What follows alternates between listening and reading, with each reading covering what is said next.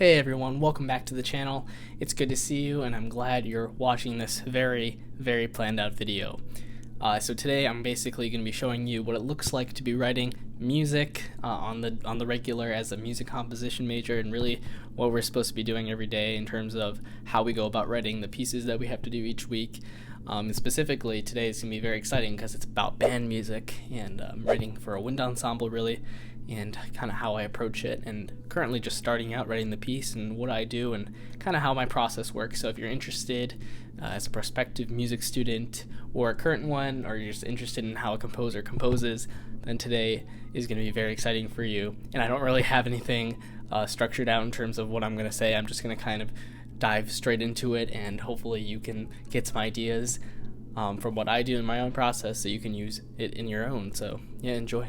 Okay, so welcome back. Right here I'm facing the piano, a grand piano in a practice room. I cannot speak today, and this is kind of where I like writing, just because it's nice to have the full sound of a grand piano when I'm writing.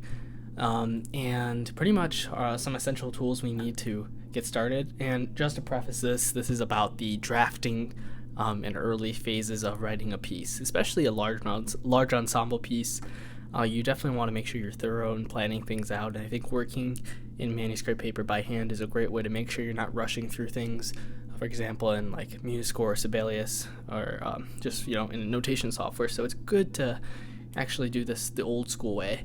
And basically, what I have for this piece is not much, but I got some good ideas here. So pretty much, in most of my when I write with manuscript paper, I like having the form at the top here, just some details about the form. And I just realized I'm not going to be using this form that I've laid out originally. This is sort of a ternary form. I was going to move to a more sonata form kind of structure. But anyways, yeah, so I basically have a short score here, and a lot of it is pretty much, it's based in these like three stav systems, and it's pretty much a large, however many instruments score into this smaller reduced score, and that allows me to see things from a bigger picture and also write things that I can just expand out into the rest of the group.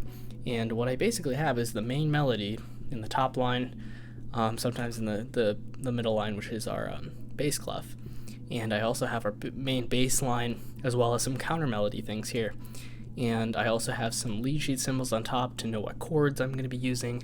And especially for band music, it's pretty tonal for the most part in most band pieces, so I pretty much am free to use these chord symbols to analyze and kind of just help me along.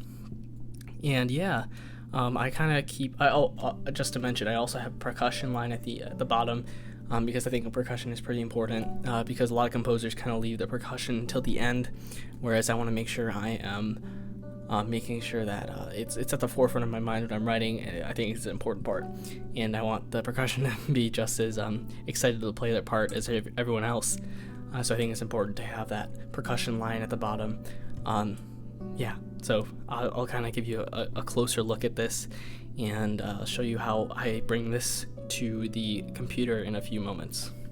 Just to mention that I also, in this short score, here's the form part of it, which I'm not going to use from now on, but I also label which instruments are playing what. So here, BSN stands for bassoon, clarinet 1, solo. But just make sure that I know what I'm doing, I know what instruments I'm writing for, and that's definitely really helpful. I also have to make sure I include all my dynamics, so the hairpins, crescendi, piano there. Also, time signatures are very important. It's pretty much just a reduced score of just a large, ensemble piece, and that's kind of the whole point of this. And in some places I'm a little less ambiguous, like right here. I just write percussion ambiance because it's a slow part. I want the percussion to do some auxiliary things, but I don't know what yet, but I want to make sure I take note of it. Alright, hey there again. I'm going to be pretty much continuing where I left off. I already put this first part into Sibelius just to see what the playback sounded like, and plus I had a lesson, so I wanted to show my teacher what the idea was. But nonetheless, I still want to keep on using the short score. It allows me to collect my thoughts and get things on paper, and just to, again, see the bigger picture, and so I could write a little more deliberately and a little more sophisticated, really, just because I'm spending more time per measure. So yeah, I'm just gonna kind of noodle around. Maybe I'll play what I already have, and then I can just kind of share my thoughts out loud as to what I think should go next. So yeah.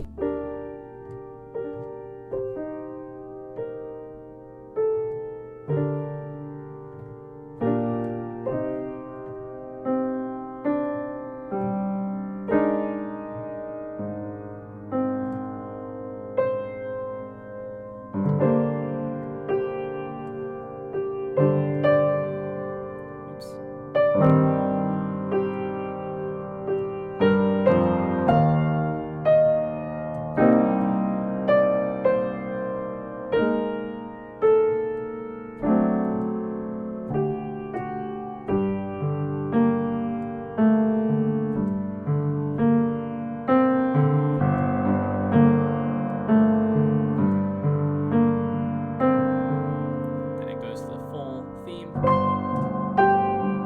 counter melody.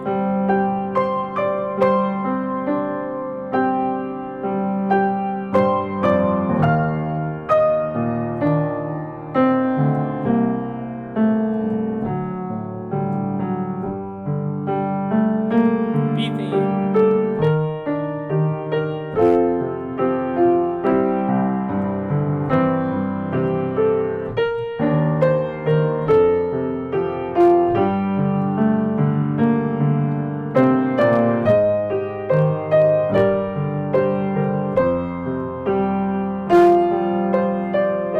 Yep, so that's pretty much what I have so far, and it's kind of interesting that you probably don't even know. It just sounds like piano to you, but to me, I'm thinking of all the instruments in my head of what what each note it corresponds to a certain group of instruments or a solo instrument, and I'm kind of just orchestrating in my head, and I think it's a really good idea to think about orchestrating in your head and just kind of transcribing what's in your head onto paper. So yeah, that's pretty much what I'm doing, and I'm going to try to keep on improving the piece and adding more to it. Alright, so I'm basically going to be showing you what the mock-up in Sibelius kind of looks like, and I'll play a rendition of it, a MIDI rendering really soon. But yeah, I pretty much took everything that was in the short score and kind of just expanded it out across all these instruments. And of course, I'm awful at naming my pieces, so of course it is called Song for right now. But yeah, I have all the instrumentation that I wanted. And I'm pretty much, yeah, just bare bones, throwing the melody in, throwing where the bass is, as well as those inner lines. And I'm not too worried about orchestrating everything, like padding out the texture with just like chordal things. Right now, it's just pretty much getting what I have on paper onto the computer, so that, of course, using Note Performer, it's a joy to hear my piece in playback. But of course, I don't want to spend too much time thinking about how it sounds on a computer. So yeah, sometimes I just kind of go back and forth between the computer and the manuscript paper, and kind of just work between the two and try to see what I like best. And most of my ideas start on paper and just kind of work onto the computer here. And I will play a current rendition of the bare bones orchestration while I do a time lapse of writing new material. So here we go.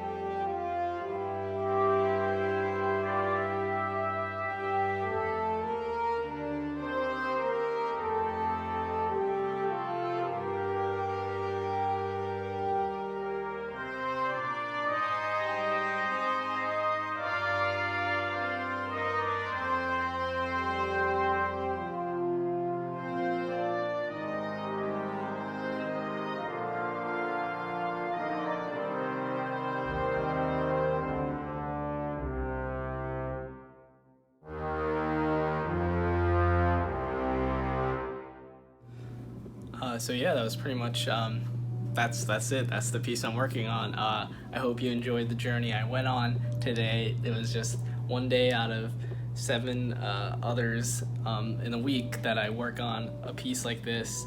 Normally I do more chamber works for just a smaller set of instruments, but I have a competition that I want to partake in for wind ensemble, so that's why I'm writing this band piece.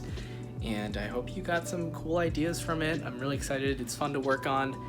It's just the beginning of it. I'm imagining it's going to be just a short under 10 minutes long for this certain piece, but I'll kind of keep you updated and let you know how it goes. So anyways, thank you so much for watching, and keep writing.